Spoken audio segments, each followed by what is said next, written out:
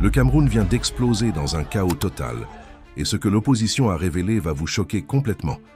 Parce que Paul Biya a remporté une autre élection, mais cette fois quelque chose de différent se passe dans les rues de Yaoundé. Et le monde entier observe ce moment historique. Alors laissez votre like immédiatement, abonnez-vous à la chaîne, parce que ce que vous allez découvrir dans les prochaines minutes peut changer tout ce que vous pensiez sur la démocratie en Afrique. Allons droit au fait. Le Cameroun se réveille dans la stupeur. Les urnes ont parlé, mais leur voix résonne comme un coup de tonnerre dans un ciel déjà chargé d'orages politiques.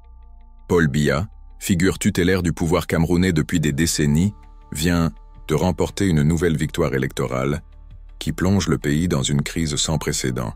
L'opposition, loin de courber l'échine, monte au créneau avec une force décuplée, brandissant des accusations qui font trembler les fondations mêmes du processus démocratique. Dans les rues de Yaoundé et de Douala, la tension est palpable, presque tangible, comme si l'air lui-même était chargé d'électricité politique. Les Camerounais se retrouvent à la croisée des chemins, entre acceptation résignée et révolte latente. Les chiffres officiels tombent comme des couperets. Le président sortant aurait recueilli une majorité confortable, suffisante pour lui assurer un nouveau mandat à la tête de cette nation d'Afrique centrale. Pourtant, ces statistiques, gravées dans les communiqués officiels, sont immédiatement contestées par une opposition qui n'a jamais été aussi virulente. Les partis rivaux dénoncent en bloc ce qu'ils qualifient de mascarade électorale, pointant du doigt des irrégularités qu'ils jugent massives et systématiques.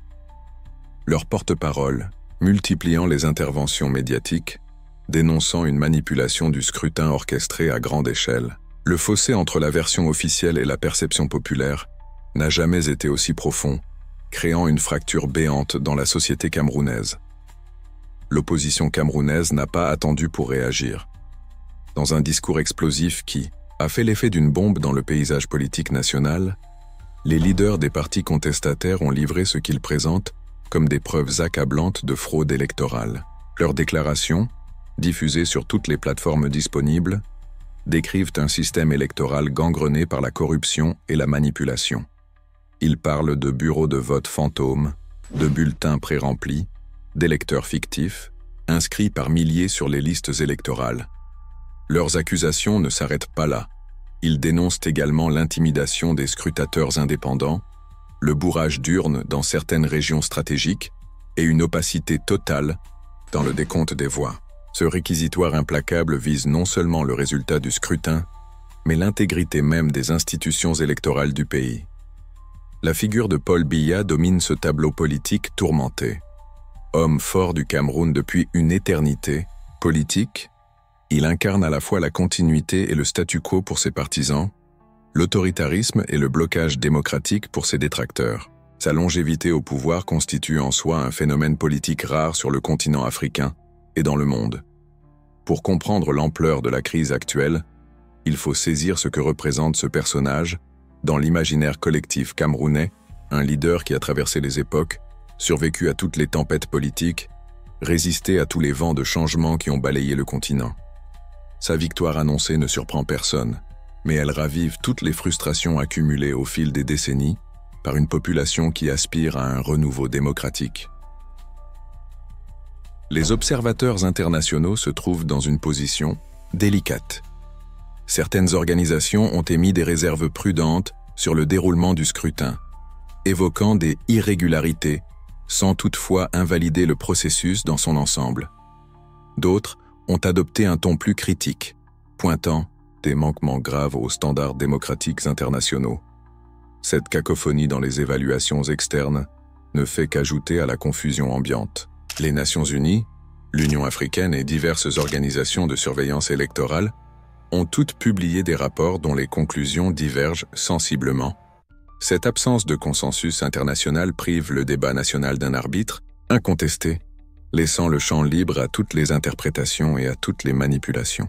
Le Cameroun se retrouve ainsi dans un no man's land démocratique, où la vérité électorale devient une question de perspective plutôt que de faits établis. La jeunesse camerounaise, démographiquement majoritaire mais politiquement marginalisée, observe ce spectacle avec un mélange de colère et de désillusion. Pour ces millions de jeunes qui n'ont connu qu'un seul président dans leur vie, L'issue de ce scrutin symbolise le blocage complet d'un système politique incapable de se régénérer.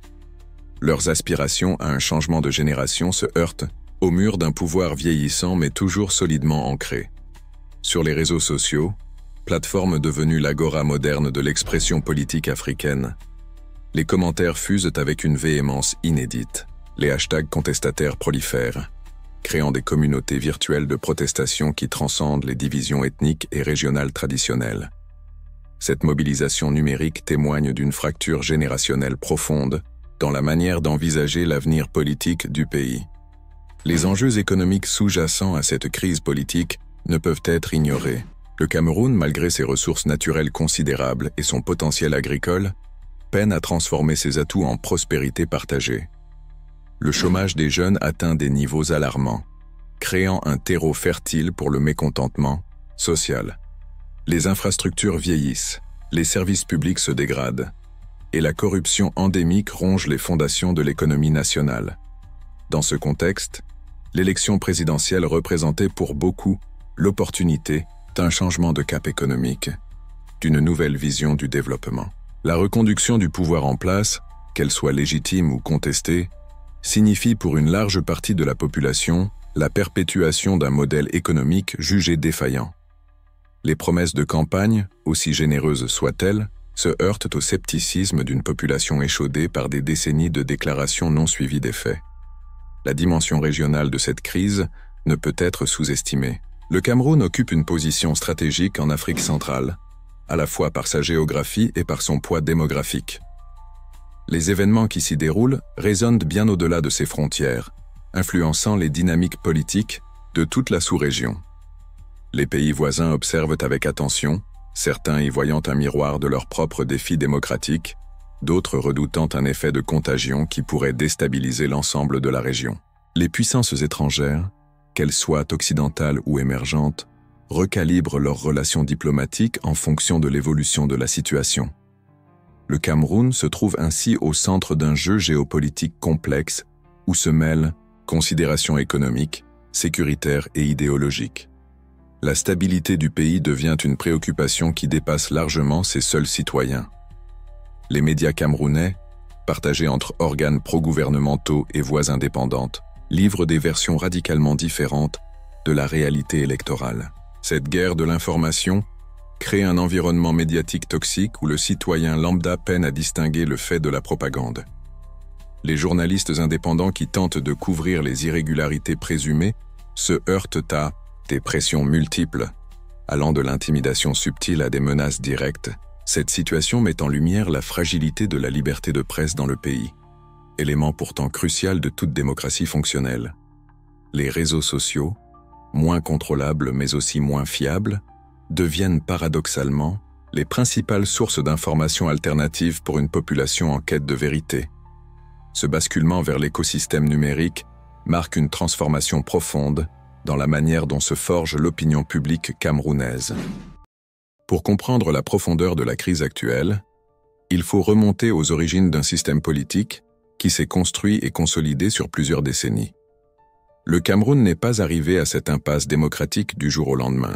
C'est le résultat d'un processus graduel de concentration du pouvoir, d'érosion des contre-pouvoirs et de normalisation de pratiques antidémocratiques. L'architecture institutionnelle du pays, héritée de la période postcoloniale, a été progressivement modelée pour servir les intérêts d'un homme et de son entourage plutôt que ceux de la nation dans son ensemble. Cette dérive autoritaire s'est opérée dans un contexte international initialement permissif, où la stabilité d'un régime primait souvent sur sa légitimité démocratique. Les mécanismes de contrôle qui auraient dû empêcher cette dérive ont été systématiquement affaiblis ou neutralisés. Le parcours politique de Paul Biya illustre parfaitement cette évolution. Arrivé au pouvoir dans un contexte particulier, il a su manœuvrer avec habileté dans les méandres du pouvoir africain. Son ascension n'a rien d'accidentel. Elle témoigne d'une compréhension fine des rouages du pouvoir et d'une capacité à éliminer méthodiquement toute menace potentielle. Au fil des années, il a tissé un réseau de loyauté basé sur le patronage, la redistribution sélective des ressources et la cooptation des élites. Ce système néo-patrimonial, caractéristique de nombreux régimes africains, crée une Dépendance mutuelle entre le leader et son cercle rapproché. Les tentatives de contestation interne ont été étouffées, souvent avant même d'émerger publiquement. Les quelques voix dissidentes au sein du parti au pouvoir ont été marginalisées ou poussées à l'exil, créant une apparence d'unanimité qui masque mal les tensions sous-jacentes. La constitution camerounaise a subi de multiples modifications au gré des besoins du pouvoir en place. Ces amendements successifs ont progressivement vidé de leur substance les garde-fous démocratiques initialement prévus. La suppression de la limitation des mandats présidentiels constitue sans doute la modification la plus emblématique de cette dérive constitutionnelle. Cette décision, présentée comme une volonté populaire par ses promoteurs, a été vécue comme une trahison par une large partie de la population camerounaise. Elle a envoyé un signal clair. Les règles du jeu politique peuvent être changées unilatéralement quand elles deviennent inconfortables pour ceux qui détiennent le pouvoir. Cette flexibilité constitutionnelle à géométrie variable a profondément ébranlé la confiance dans les institutions, créant un précédent dangereux pour l'avenir démocratique du pays. L'appareil sécuritaire joue un rôle central dans le maintien de ce système. Les forces de l'ordre, qu'il s'agisse de la police, de la gendarmerie ou des services de renseignement, ont été progressivement transformés en instruments de contrôle politique plutôt que de service public. Leur loyauté envers le régime prime sur leur mission de protection des citoyens. Cette politisation des forces de sécurité crée un climat d'intimidation qui pèse lourdement sur l'expression démocratique. Les manifestations pacifiques sont régulièrement dispersées avec une violence disproportionnée, les leaders de l'opposition font l'objet de surveillance constante, et la répression des voix critiques s'opère dans une semi-impunité. Cette militarisation de la vie politique transforme l'espace public en zone de conflit permanent, où la simple expression d'une opinion divergente peut être perçue comme un acte de rébellion. Le système judiciaire, censé être le gardien de l'État de droit, a lui aussi été compromis. L'indépendance de la justice, principe fondamental de toute démocratie, reste largement théorique au Cameroun. Les juges subissent des pressions multiformes qui influencent leurs décisions dans les affaires sensibles politiquement. Les procès d'opposants se déroulent souvent dans des conditions qui bafouent les standards internationaux du procès équitable. Cette instrumentalisation de la justice à des fins politiques crée une situation où le droit devient une arme aux mains du pouvoir plutôt qu'un rempart protégeant les citoyens contre l'arbitraire. Les recours légaux contre les décisions gouvernementales ou les abus de pouvoir aboutissent rarement, décourageant les citoyens de solliciter la protection judiciaire. Cette défaillance de l'institution judiciaire prive le pays d'un mécanisme essentiel de régulation démocratique et de résolution pacifique des conflits. L'économie politique du régime repose sur un contrôle étroit des ressources nationales. Les richesses du Cameroun, qu'il s'agisse du pétrole, des minerais ou des terres agricoles, sont gérées selon une logique patrimoniale qui favorise les proches du pouvoir. Ce système de prédation économique crée une classe d'entrepreneurs politiques dont la fortune dépend directement de leur proximité avec le sommet de l'État. Les contrats publics, les concessions minières et les autorisations d'exploitation sont distribués selon des critères politiques plutôt qu'économiques ou techniques. Cette confusion entre patrimoine public et intérêt privé génère une corruption systémique qui gangrène tous les niveaux de l'administration. Les opportunités économiques, au lieu d'être accessibles sur la base du mérite ou de l'innovation, deviennent des privilèges réservés à ceux qui démontrent leur loyauté politique. Cette captation des ressources nationales par une élite restreinte explique en grande partie le décalage entre le potentiel économique du pays et les conditions de vie réelles de la majorité de la population. La gestion des tensions régionales et ethniques constitue un autre pilier du système de pouvoir. Le Cameroun, mosaïque de groupes ethniques et linguistiques, recèle des tensions historiques que le pouvoir central a parfois instrumentalisées pour maintenir son autorité. La stratégie du diviser pour régner, vieille comme le monde politique, trouve au Cameroun une application contemporaine. Les nominations à des postes clés, la répartition des investissements publics et l'accès aux services de l'État suivent souvent des logiques régionales ou ethniques qui perpétuent les divisions plutôt que de construire une identité nationale unifiée. Cette fragmentation du corps social entretenue par le pouvoir affaiblit la cohésion nationale nécessaire à l'émergence d'une opposition unie et efficace. Les mouvements contestataires peinent à transcender ces clivages, leur base de soutien restant souvent circonscrite à des régions ou des communautés spécifiques. Le contrôle de l'espace informationnel représente une dimension cruciale de ce système autoritaire. Au-delà de la simple censure, c'est toute une architecture de contrôle de l'information qui a été mise en place. Les médias publics fonctionnent comme des relais de la propagande gouvernementale, diffusant une version aseptisée et favorable de la réalité politique. Les médias privés indépendants évoluent dans un environnement hostile, où les menaces de fermeture, les pressions économiques et l'intimidation des journalistes sont monnaie courante.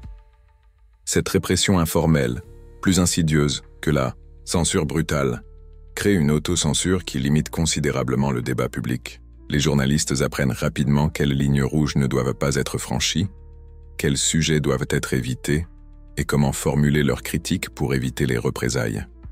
Cette normalisation de l'autocensure appauvrit considérablement le débat démocratique et prive les citoyens d'une information plurielle et fiable. L'éducation et la socialisation politique jouent également un rôle dans la perpétuation du système. Le curriculum scolaire, les manuels d'histoire et l'enseignement civique véhiculent une vision officielle qui glorifie le pouvoir en place et minimise les périodes de contestation ou de répression.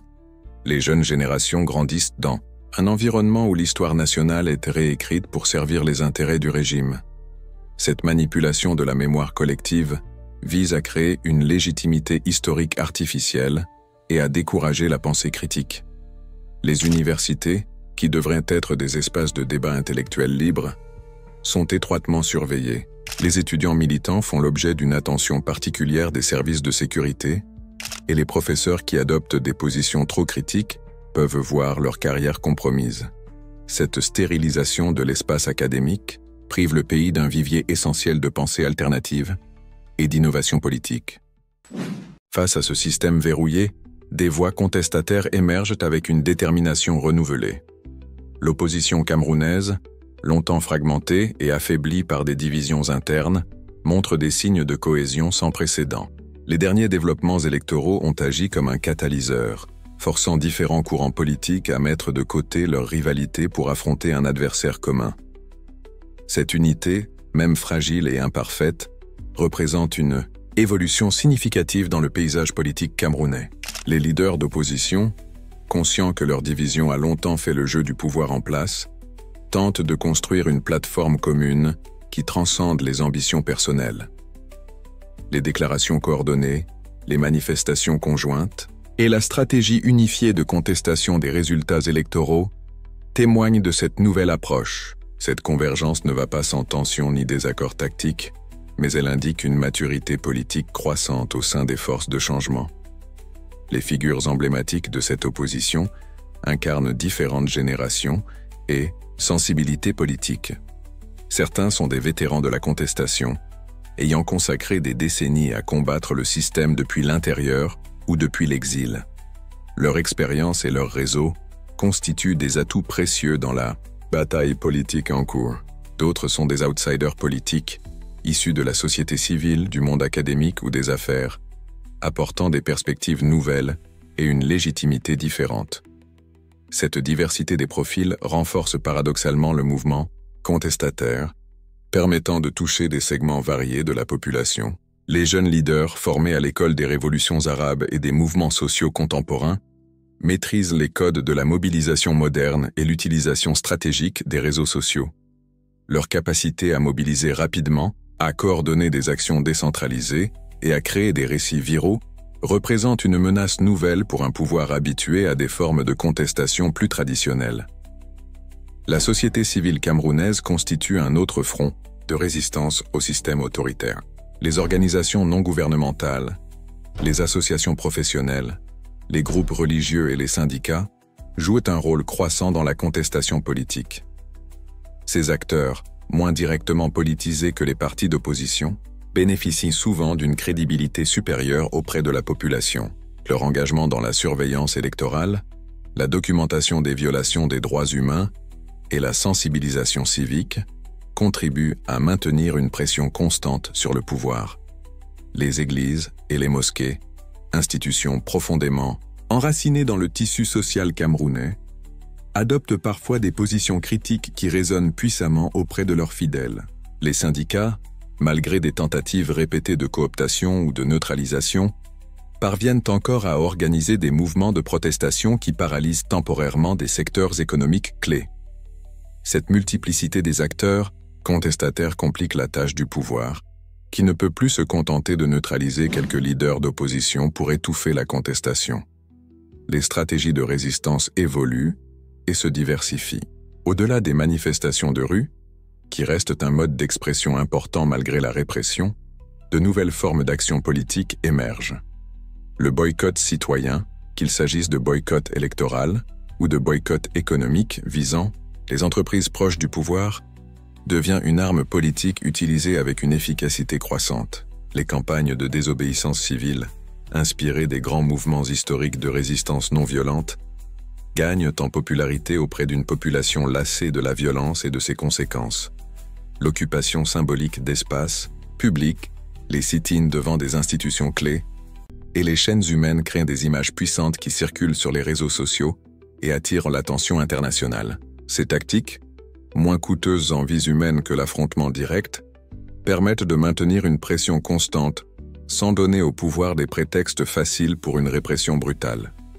La dimension juridique de la contestation ne doit pas être sous-estimée. Malgré les faiblesses du système judiciaire, l'opposition et la société civile multiplient les recours légaux contre les irrégularités électorales et les violations des droits fondamentaux. Cette stratégie juridique, même si elle aboutit rarement à des victoires immédiates, remplit plusieurs fonctions importantes. Elle documente méthodiquement les abus du pouvoir, créant un dossier qui pourra être utilisé ultérieurement. Elle force le système judiciaire à se prononcer publiquement, exposant ainsi son degré de compromission avec le pouvoir exécutif. Elle internationalise également les griefs, en permettant leur transmission aux instances juridiques régionales et internationales. Les avocats des droits humains, souvent au péril de leur sécurité personnelle, poursuivent ce combat juridique avec une ténacité remarquable. Leur travail, moins visible que les manifestations de rue, constitue néanmoins un pilier essentiel de la résistance démocratique. Le rôle des diasporas camerounaises dans la contestation politique mérite une attention particulière. Dispersées à travers le monde, ces communautés d'expatriés maintiennent des liens étroits avec leur pays d'origine et jouent un rôle croissant dans la mobilisation politique. Leur position à l'étranger leur offre une liberté d'expression dont ne disposent pas leurs compatriotes restés au pays. Ils organisent des manifestations devant les ambassades camerounaises, interpellent les gouvernements de leur pays d'accueil sur la situation démocratique au Cameroun et mobilisent l'opinion publique internationale. Leur contribution financière au mouvement contestataire s'avère également cruciale, permettant de soutenir les activités d'opposition dans un contexte où les ressources sont limitées. Les réseaux sociaux abolissent les distances géographiques, permettant aux diasporans de participer en temps réel aux débats politiques nationaux et de coordonner leurs actions avec les militants sur le terrain. Cette transnationalisation de la contestation politique camerounaise transforme profondément la dynamique du conflit entre pouvoir et opposition. Les femmes camerounaises émergent comme des actrices politiques de premier plan dans cette lutte pour le changement démocratique. Longtemps marginalisées dans les structures politiques formelles dominées par les hommes, elles trouvent dans la contestation actuelle un espace pour affirmer leur voix politique. Les organisations féminines, qu'elles soient explicitement politiques ou axées sur des questions socio-économiques, adoptent des positions de plus en plus critiques envers le système en place. Leur mobilisation apporte une dimension supplémentaire au mouvement contestataire, élargissant les revendications au-delà des seules questions de gouvernance démocratique pour inclure des problématiques de justice sociale et d'égalité des genres. Les femmes leaders, souvent moins susceptibles d'être réprimées violemment que leurs homologues masculins dans les premiers temps d'une mobilisation, jouent un rôle stratégique dans l'organisation des manifestations et la coordination des actions. Leur présence massive dans les cortèges protestataires change également la perception publique de ces mouvements, les rendant plus difficiles à diaboliser comme de simples troubles à l'ordre public. Les intellectuels et les artistes camerounais contribuent à leur manière à la contestation du système autoritaire. Les écrivains, à travers leurs romans et essais, déconstruisent les mythes officiels et offrent des lectures alternatives de l'histoire et de la réalité politique du pays. Les musiciens, particulièrement influents dans les sociétés africaines, utilisent leurs plateformes pour véhiculer des messages politiques qui touchent des audiences que les discours politiques traditionnels n'atteignent pas. Le théâtre et les arts visuels deviennent des espaces de subversion culturelle où les critiques peuvent être exprimées de manière créative et parfois ambiguë, échappant ainsi plus facilement à la censure. Ces productions culturelles, qu'elles soient explicitement politiques ou métaphoriques, alimentent une contre-narration qui mine progressivement la légitimité du pouvoir en place. Les universités, malgré leur surveillance, restent des foyers de pensée critique où se forment les cadres intellectuels de l'opposition future. Les débats académiques sur la démocratie, les droits humains et le développement préparent le terrain idéologique pour les transformations. Le Cameroun se trouve à la croisée de chemins multiples, chacun menant vers un avenir radicalement différent. Les prochains mois, voire les prochaines semaines, seront décisifs pour déterminer quelle direction prendra cette nation d'Afrique centrale. Le premier scénario, celui du statu quo renforcé, verrait le pouvoir en place consolider sa victoire électorale contestée et réprimer suffisamment la dissidence pour rétablir une apparence de normalité. Cette issue, privilégiée par les tenants du système actuel, s'appuierait sur une combinaison de répression sécuritaire, de cooptation des élites potentiellement dissidentes et de lassitude d'une population épuisée par la crise. Dans ce scénario, les promesses de réforme seraient en fait pour apaiser la communauté internationale et les segments modérés de l'opposition, mais leur mise en œuvre effective resterait cosmétique. Le prix de cette stabilité forcée serait une frustration accrue des aspirations démocratiques, préparant potentiellement des explosions sociales encore plus violentes dans le futur. Le deuxième scénario envisageable est celui d'une transition négociée entre pouvoir et opposition. Cette solution, privilégiée par de nombreux observateurs internationaux, nécessiterait que toutes les parties fassent des concessions substantielles. Le gouvernement devrait accepter de réelles réformes démocratiques et une ouverture du système politique, tandis que l'opposition devrait reconnaître une certaine légitimité au processus électoral, tout en obtenant des garanties sur la transparence future. Ce compromis pourrait prendre la forme d'un gouvernement d'union nationale, de nouvelles élections sous surveillance internationale renforcée, ou d'une réforme constitutionnelle négociée établissant de nouveaux garde-fous démocratiques. Les défis de ce scénario sont immenses. Construire la confiance nécessaire entre des camps profondément antagonistes, surmonter les résistances des éléments radicaux de part et d'autre, et maintenir suffisamment de pression pour que les engagements pris soient réellement mis en œuvre. L'histoire africaine regorge d'accords de paix et de transitions négociés qui n'ont pas tenu leurs promesses, rendant sceptiques ceux qui ont vécu ces déceptions répétées. Un troisième scénario, plus inquiétant, est celui de l'escalade vers une violence généralisée. Si la répression gouvernementale devient trop brutale ou si la frustration populaire atteint un point de rupture, le Cameroun pourrait basculer dans un conflit ouvert dont les conséquences seraient catastrophiques. Les tensions régionales et ethniques, jusqu'ici contenues ou instrumentalisées, pourraient exploser en affrontements communautaires. Les groupes armés, qu'il s'agisse de milices pro-gouvernementales ou de mouvements insurrectionnels, proliféreraient dans un contexte de délitement de l'autorité étatique. Ce scénario de cauchemar transformerait la crise politique actuelle en tragédie humanitaire, avec des déplacements massifs de population, des violations graves des droits humains et une destruction du tissu social camerounais. La région, dans son ensemble, serait déstabilisée, avec des flux de réfugiés vers les pays voisins, et des répercussions économiques s'étendant bien au-delà des frontières nationales. Le rôle de la communauté internationale dans la résolution de cette crise reste ambigu et potentiellement déterminant. Les organisations régionales africaines, l'Union africaine en tête, font face à un dilemme entre leur principe de non-ingérence dans les affaires intérieures des États membres et leur mandat de promotion de la démocratie et de la bonne gouvernance. Leur capacité et leur volonté d'exercer une pression réelle sur le gouvernement camerounais détermineront en partie l'issue de la crise.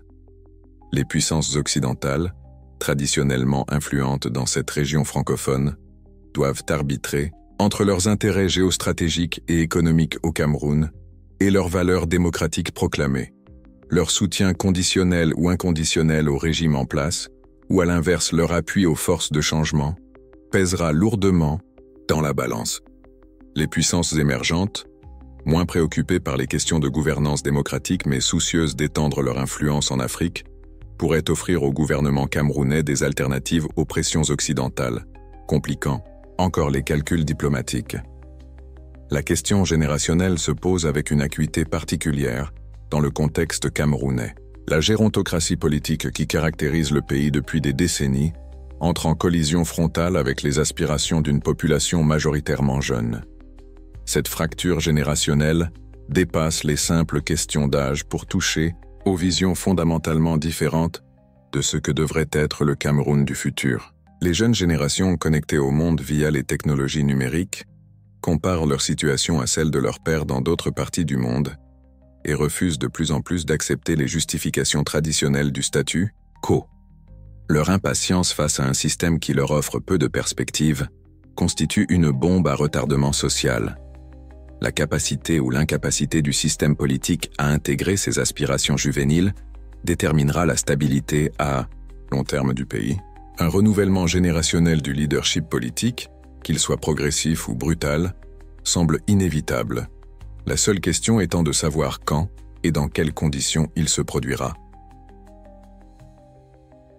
Les enjeux économiques sous-jacents à la crise politique ne peuvent être résolus sans transformation structurelle profonde. Le modèle de développement actuel, basé sur l'extraction de ressources naturelles et une agriculture de subsistance, ne génère pas suffisamment d'emplois qualifiés pour absorber les cohortes de jeunes diplômés arrivant chaque année sur le marché du travail.